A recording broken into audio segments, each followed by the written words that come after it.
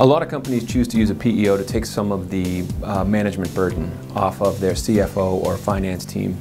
It might be from a human resource standpoint, which gets into the benefits, but it's also from the standpoint of workers' comp administration and other property casualty coverages.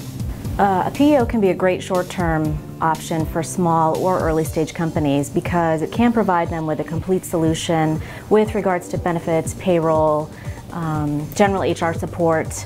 It can also be a good long-term solution for companies that plan on remaining small or just don't have the resources to hire an HR professional to manage all the moving parts for them.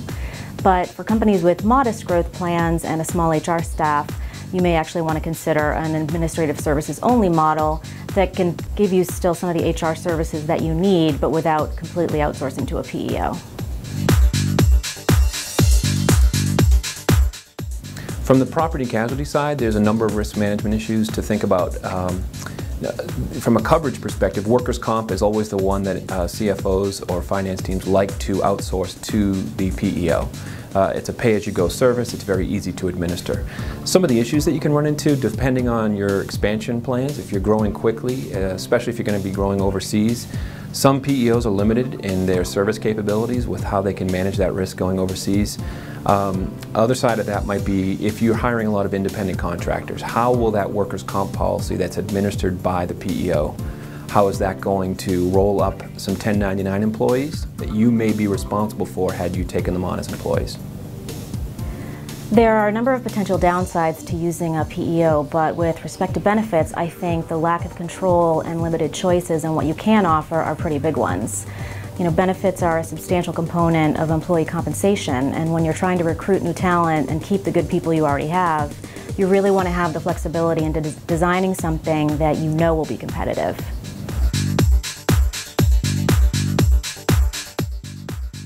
At some point in the growth cycle of a company, you really do need to invest in a professional human resources team. And if you're going quickly, you really can't do that soon enough.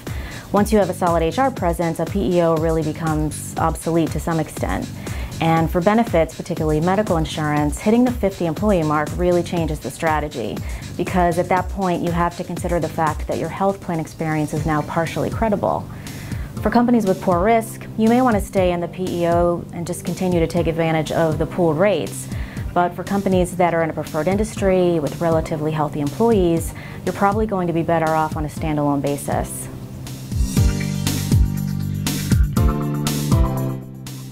I think you have to evaluate what benefits you really need to offer in order to be competitive in your business. And in order to do that, you're really going to need flexibility to design and offer the benefits that you want that will reflect your company's culture, not the culture of a pool of companies that have all come together under this PEO, because that can be, you know, any number of different industries, and at that point it's just a little too generic.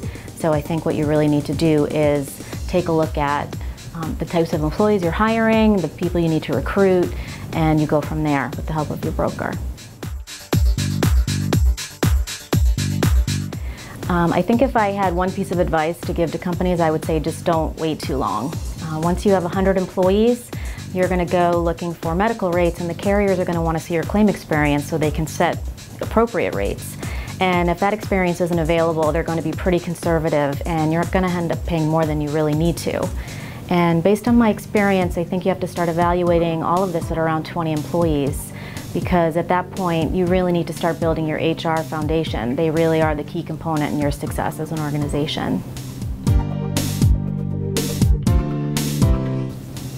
From a management liability perspective, and by management liability I mean directors and officers liability, employment practices liability, and fiduciary liability, you're going to always take care of the D&O coverage on your own.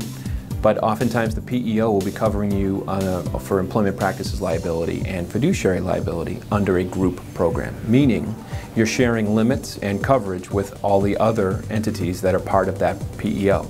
Is that a good thing? I don't know. We don't have access to those policies, so I always wonder a couple of things relating to that. From a claims perspective, under those policies, who controls your defense? So if you get sued by an employee who you've terminated, you have to put that claim in under a group program. Are the limits going to be available to you? Who chooses which law firm defends you?